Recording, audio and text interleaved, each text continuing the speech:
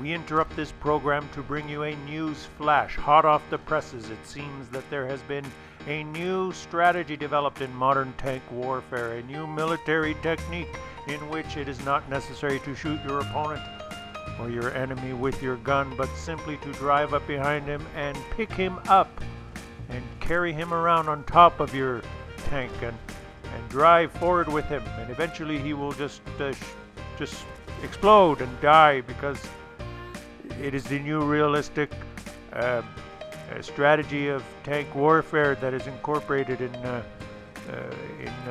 simulation games for the military to use to practice strategies and so on and so forth. Okay, Let's thanks, get Bob. back to the regularly scheduled program. Yeah. Well, I Okay. tried my best. Yeah, good job. I don't get paid to do these intros. All right, get on with it here. If I got paid, I'd think about it more. It would be more realistic, more witty, more funny, more in depth, more involved, more je ne sais quoi. Perhaps Longer, be French longer. and a little bit of Swedish in there. Some yodeling, perhaps. Yodeling. Yodeling. Oh, God. I could think of many things. I'm would sure be you could, yeah. Fun. Bob, But no. I have to do what Klaus tells me. that's He enough. thinks he knows. He thinks he's the creative genius, but he's just a putz. He sits in his basement playing video games, doing nothing all day, staring at the screen. It's only because of my intros that he's famous. He couldn't have done it without me. I'm not really famous, It's all Bob. me. As a matter of fact, if it wasn't for me, you wouldn't even be here. You wouldn't even know he existed. He would just be another schlep loser that no one knows and no one follows. Why the hell would anyone watch this crap? Why would anyone spend his time just Are you done? listening to his gibberish and his rants and ravings and the stupid things that he does? It's just ridiculous. You should just stop watching now, because after this intro is over, there's no point carrying on. I wouldn't blame you if you never ever came back to this channel again. Here, take that. See if I care. I don't care. I don't care if I lose my job. I could go do intros for someone else. I Yeah, could really. do Quickie Baby's intros. I could do intros for him. Oh, my days. Welcome back to World of Tanks. Oh, I've got something special for you. I'm going to show you how to take him out on the battlefield. See, I could do it all. Without me, Klaus would be nothing. I tell you, nothing. Just another loser. Haha. You're a loser. Thanks, Bob. I'm so glad that we can have fun on this channel, guys. You know, it's amazing. It's amazing that we can have a good time. But we're gonna get into it now, and this is something special. I'm gonna show you how two players, 5 stripes among them, in light tanks, can shred through the opposition. And I'm not kidding. These two guys, we've got Wart Rib from the 3V clan in his AMX 1390, and Debanos from the Narf clan in his T54 lightweight. Shout out to both those clans! And these guys both sent me their replays, and I'm going to try and make this special for you. I'm going to, you know, you can watch 2 games back to back and say, wow, both of them did really well. But I put a little work into this. I put a little work into the intro. I enjoyed that. But I put some work into this. I'm going to show you the 2 guys' different perspectives. And as we go along, I'm going to go from one to the other to show you how they complement. And I don't know if it's through serendipity or just through some series of circumstances, or if it was planned, but these 2 guys shred through the team, and the things that they do individually on different sides of the map just work together so perfectly that it is incredible. You just have to watch it, and I'm going to flip back and forth to them, or from one to another. And I've watched this quite a few times to try and figure out where the best places to edit to jump from one to another, so that you can see how they are complementing and helping each other. We're starting with Wart Rib here in his AMX, and they're on this Provence map, and he is in a light tank, and he's rushed across. Okay, so he's rushed across. His buddy has not. And we're going to get into it here. And the first thing he does, he's got 4 shots, and he pulls up here, and he's going to take his 4 shots. Let's watch his first clip. 1, 2, And he spotted, but he doesn't care. 3, and he's going to take one more, aim for the turret to get the flat side of the armor, and a full clip, 4 shots, 4 pens, and he's going to reload. Way to go. In the meantime, his buddy, let's switch to what he did. Completely different strategy. While we watched WOT Rib rush across and empty his clip to get that initial damage, his buddy, Debanos, I don't know how to say your name, buddy, but he does a completely opposite strategy. He's moved into this spot to spot the enemies that are also rushing across. There's always going to be enemies rushing across on this Provence map. So he has taken the different strategy, complementary strategy. One of them has gone across to shoot and spot, and one of them has stayed here to shoot the enemies that cross. So this is what he was doing while that AMX emptied his clip. He wasn't just sitting back here. He's actually spotting these guys, the intel that he's provided for his team. His team now knows exactly how many tanks have crossed. Not that they're reacting. That's another story. But he has spotted everyone that's crossed, and there he spotted another one. He spotted the. He's actually even spotting guys across, because this is a tier 2 map. It's so small. So from this position, he is getting spotting assist from all the way across the map. Look at his view range circles. He's given his team intel as to who's crossed over, and he's taken some shots. And he's just sitting there. It looks like he hasn't moved or done anything, but he's the guy that's spotting this. I guess he's getting the spotting assist while they're shooting that big heavy tank. And now his buddy's shooting the heavy tank, and he's shooting them. And you wouldn't have known this unless you've kind of watched these things edited together as it happens. And we're going to continue to watch both games and bounce back and forth. Look at this. He's just getting shots. He got shots on people across. He's getting shots people across the way. This is such a small map, and hopefully by watching this replay, you'll get an idea of, how this map plays out. These two guys have it perfectly, and look at all the shots he took. What was his buddy doing? While he took all those shots, he's reloaded by now, and he's moved into a position again.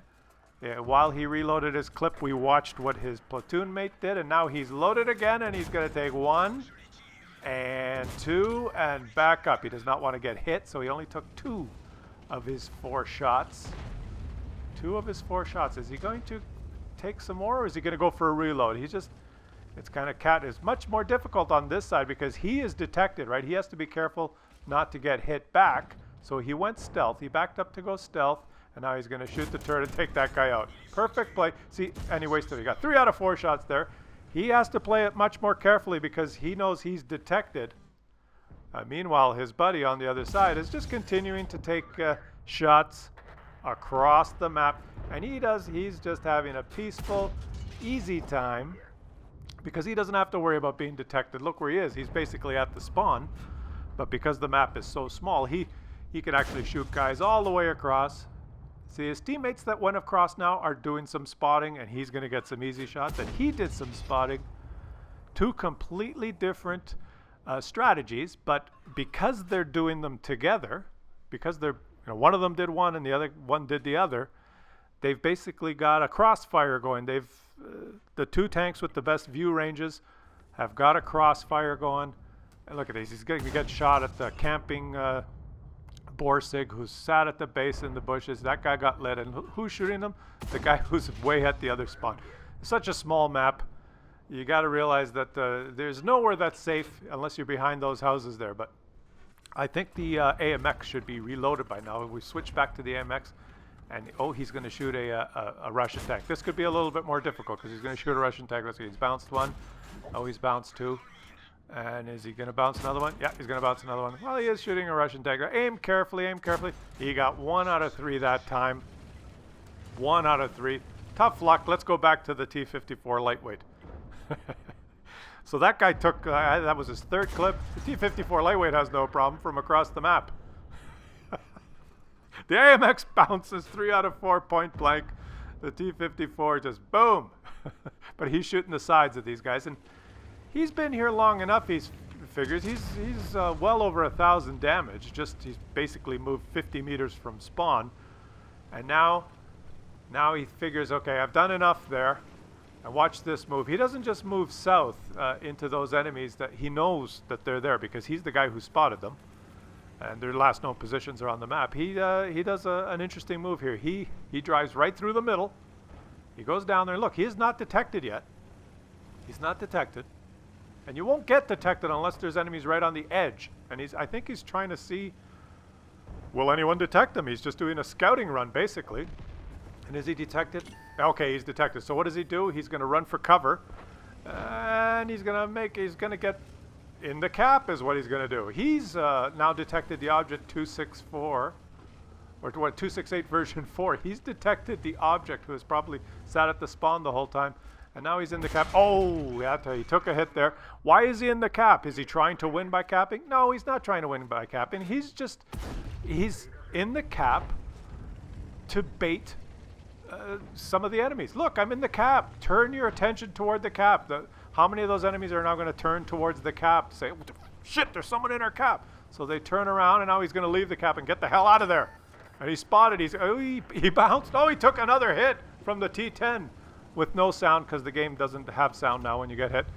But he baited them. What did that accomplish? Let's switch back to the AMX. Okay, let's switch back to the AMX point of view. He was hiding behind the house here, having just a tough time because he's fighting guys face to face at close range, and he's spotted, so he's got to be a lot more careful. And he's just, he's not having a great time now after those initial clips. What is he going to do here? Oh, all he did was he just tracked that guy, which is too bad. But not if you have a big artillery on your team that can just take him out. Because artillery's been balanced. There's almost 1,300 damage assist.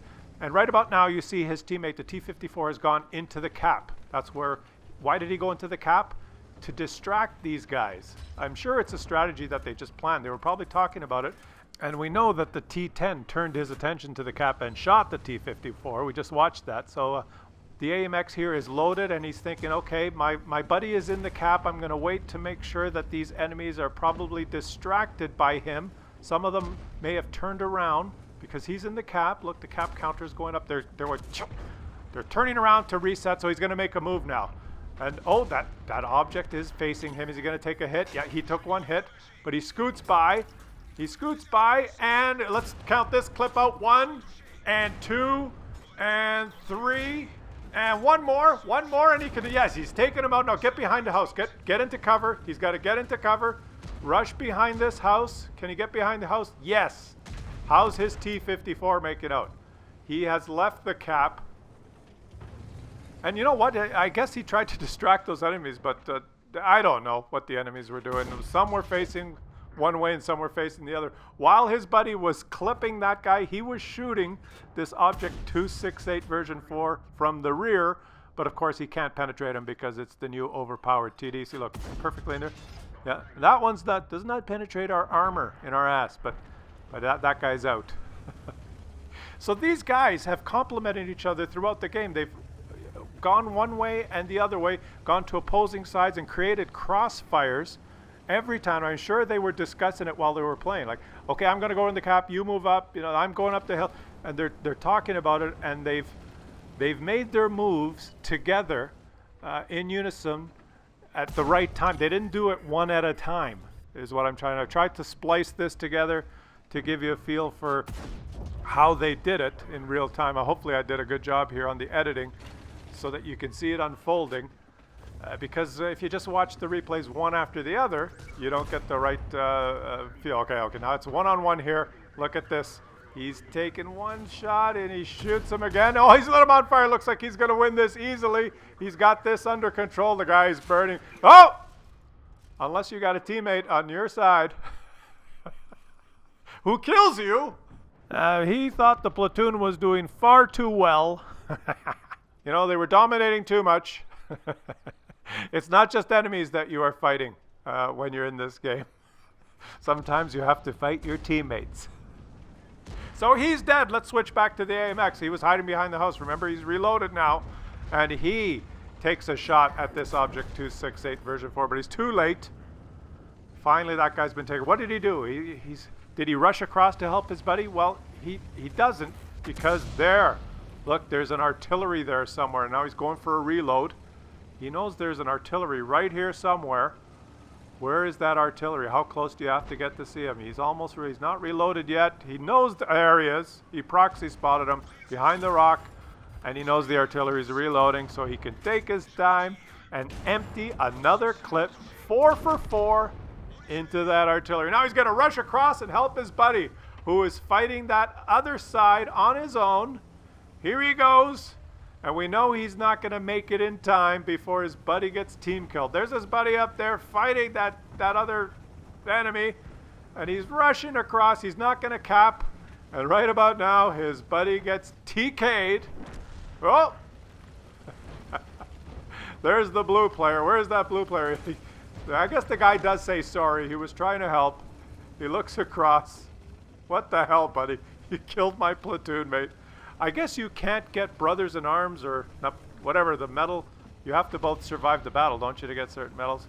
But let's just enjoy the end here. Who gets the last kill after his buddy was TK'd? Let's see the AMX do it. 1 and 2 for victory.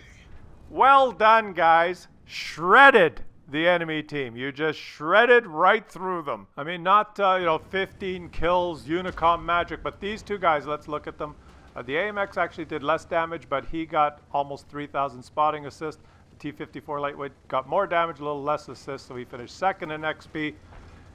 These two guys, their coordinated effort, just they carried that game, no question about it. And let me know what you guys think of that dual perspective. It's a lot more work to put it together, but I think watching the game spliced together like that so that you can see what each guy's doing as it's happening, hopefully it helped you understand how these two guys just work together to carry that game. And maybe it'll help you when you're platooning. Let me know if you appreciated that, guys. And yeah, don't forget about the intro, too. I mean, Bob did a pretty good job in that intro, don't you think? Huh?